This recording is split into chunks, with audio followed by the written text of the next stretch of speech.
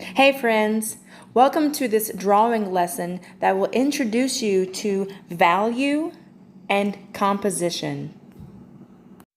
You get to choose your subject for this project, which is the image in the drawing. All of these examples of drawings were made by students from Central Park School from previous years. Now let's begin yours.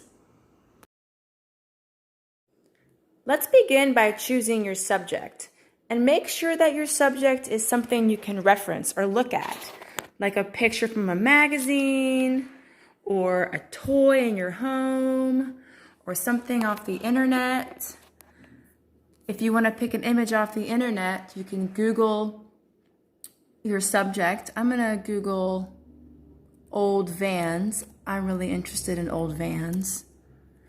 And then I'm going to click on images. And I've got all these images I can pick from of both vehicle vans or the shoes vans. Or maybe you want to pick something from a book that you have at home. I think I might actually choose this image of this moth from the cover of this book, Animalium. Once you choose your subject, grab a piece of printer paper and some scissors and a pencil.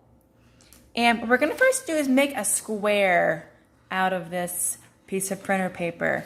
We're going to take one corner and fold it or turn it over to meet the edge. We're not going to press down and make a fold, but we're going to make a little mark where that corner meets the edge of the paper.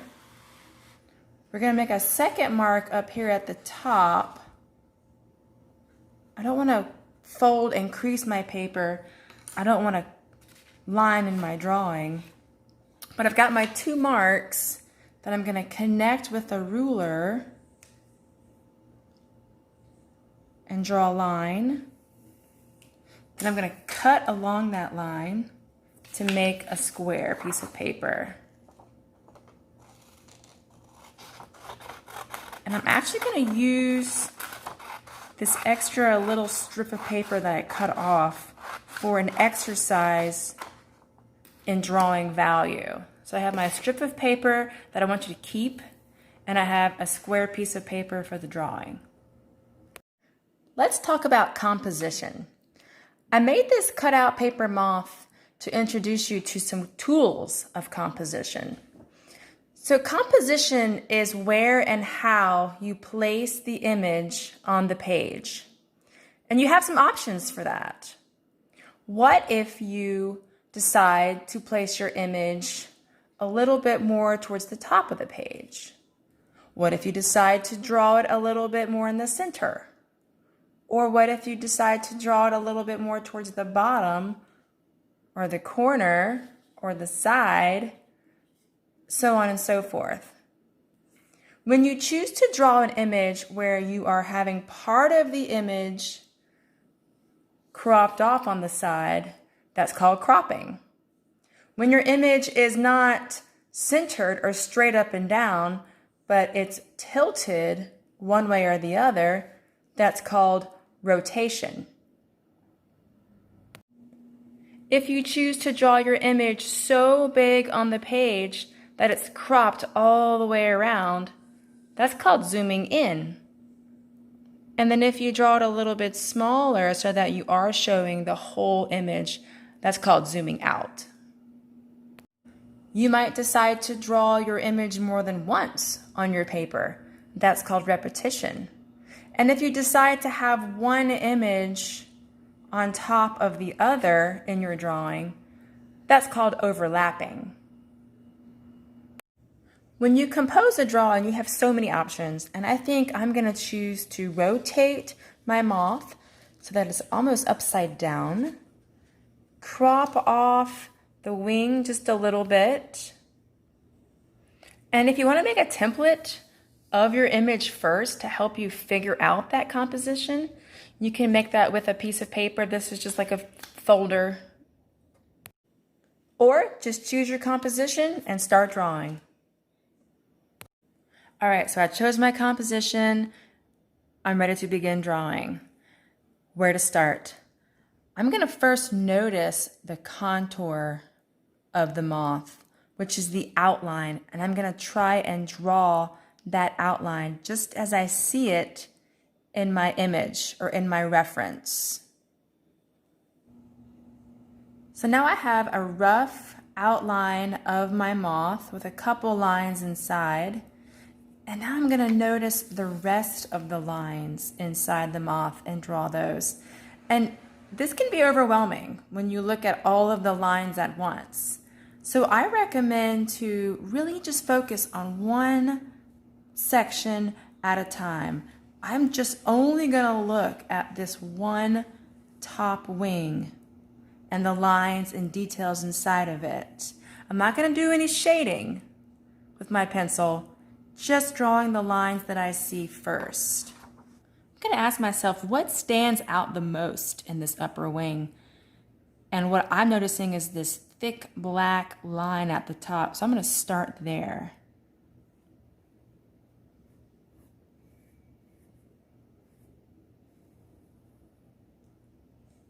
And then I notice this shape, almost like a little eye, coming off of that thick black line.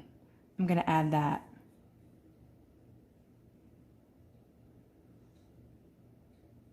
And from there, I can work from this eye shape out. I'm noticing what is connecting to it and where they go from that point. No matter what you're drawing, break it down and draw it part by part. For example, if you're drawing a car, draw the lines that are in the body of the car, then the lines that are in the wheels.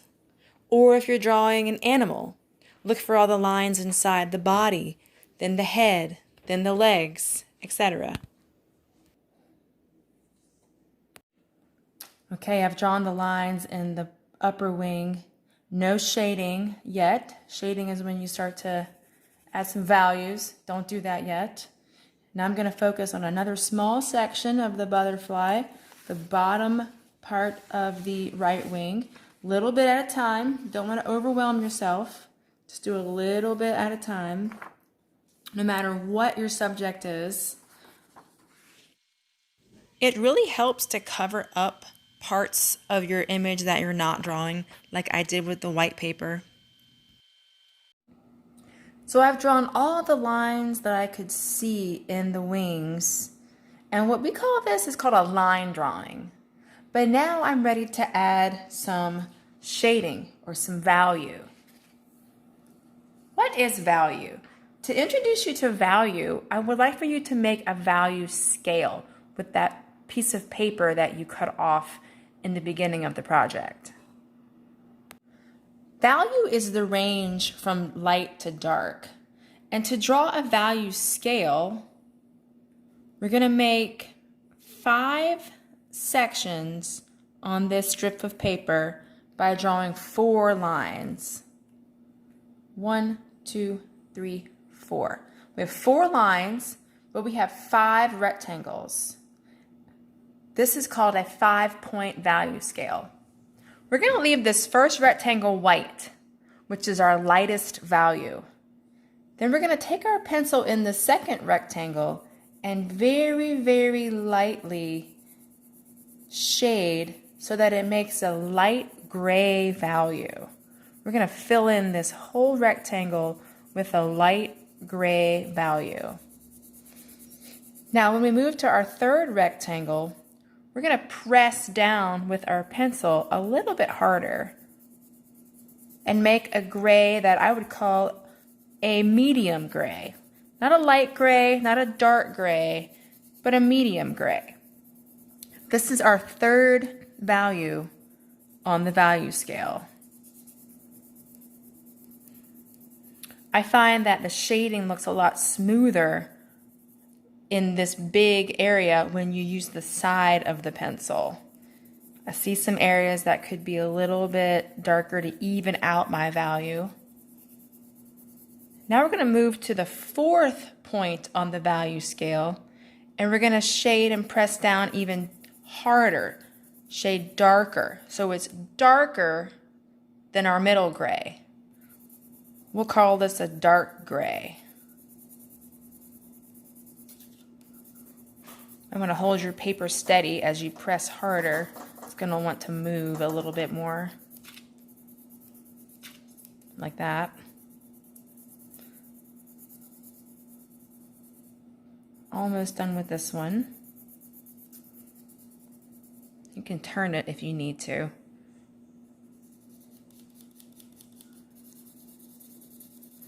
Now it's time for our darkest value, our 5th point on the value scale. We're going to press as hard as we can to make this dark black value.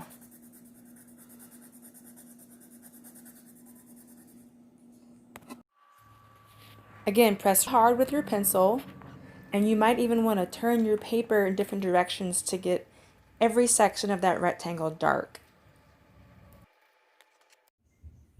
Now I have my value scale from light to dark using just a pencil.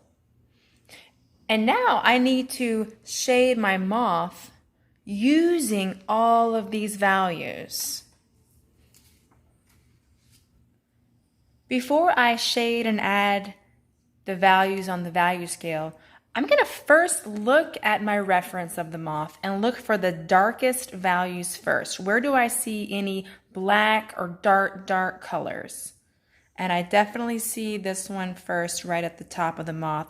So I'm going to start shading that shape with my dark black value. Take your time as you shade, and again, turn your paper in different directions as you need to. Where else in the reference photo do you see black or dark values? Definitely here around these circular shapes, a little bit on the contour of the wings, on the antenna. I'm going to add those next. Your reference image might have a lot of dark blues or dark greens or reds. Those are considered dark values too. Once you've finished adding all your darkest values, let's look in your reference again at the lightest values. What looks white or almost white? In the moth, I noticed that there's a really light green in between the wing shapes. So I'm going to leave those white in my drawing. But I also noticed that as that light green moves to the edge of each shape, it gets a little darker. So I'm going to shade those darker areas that are on the lines and moving a little bit towards the center of each shape. I'm going to shade those a middle gray, maybe even a dark gray into a middle gray. For example,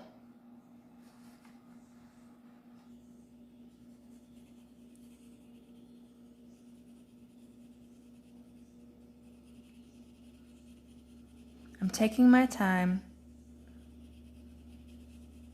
letting the dark value kind of build up by shading over the same area lightly, letting it build up and get darker. And then I want it to get lighter as I move towards the middle and then stay white in the middle, just like I see it in the reference photo. If you start to lose any of your original lines as you shade, it's okay to outline them and darken them a little bit so you don't lose them.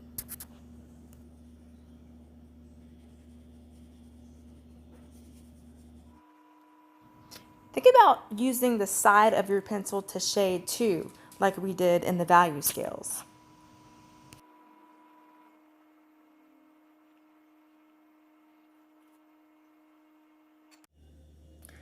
Let's notice the shaded with value side of the moth versus the line drawing only moth with just some dark values.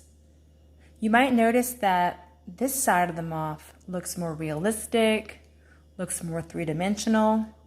And that's what happens when you start adding values to your drawing. Again, I'm darkening some of the original lines so when I begin to add values, they're not lost. And then I'm shading with the side of my pencil. Doing that also helps the shading look smooth and neat and not rough and hairy. Think about using your eraser as a drawing tool as well. I added a little too much gray in this shape and I want to draw with my eraser to lighten up that value. Again, turn your drawing in different directions as you need to help you shade.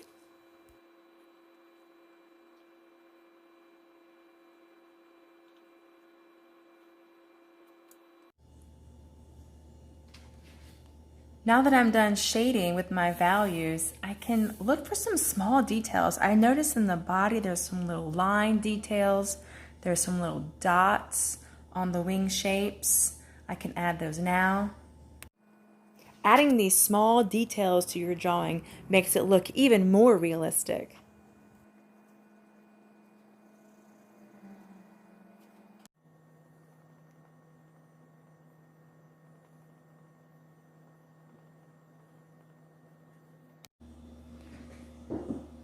Now I can think about the background of my drawing a little bit. When I look at the moth, I notice there's a lot of detail. In this area, this is very interesting, but this area isn't quite as interesting.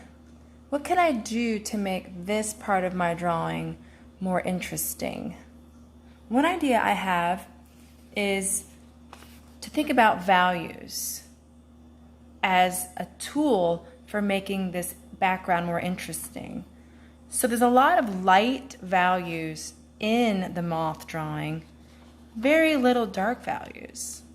So what if I shaded the corner of my background with a dark value, and then as I move towards the moth, my values get lighter and lighter. Another idea is to draw a really small moth. It could be the same type or a different type or a butterfly or a different type of insect over here in the corner or even over here. That will create a sense of depth where the moth looks really big and close and a smaller insect that's in this area looks far away. I don't want to do too much to take away from the moth drawing, but I do want to do something so that all this space around the moth isn't the same white value all the way around. So I think I might play with the idea of values, dark values to light values. Thinking about the idea that moths like to go and fly towards the light. So as I shade, I'm not using the tip of my pencil. It's gonna make it look really liney, like this. You don't want a bunch of lines to take away from your drawing. Using the side so it's smooth and even. Taking my time. As I continue to shade, I'm going to lighten up on my pressure to make the values start to get lighter. I'm also thinking about a shape around my moth that reminds me a little bit of the type of moth that it is. It's a lunar moth. So I'm going to create this shaded shape that reminds me of a moon.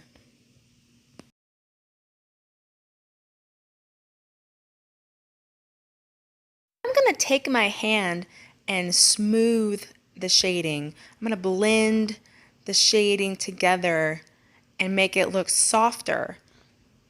You might notice that it will get on my fingers a little bit, so I want to be careful not to smear the graphite from the pencil on my drawing of the moth.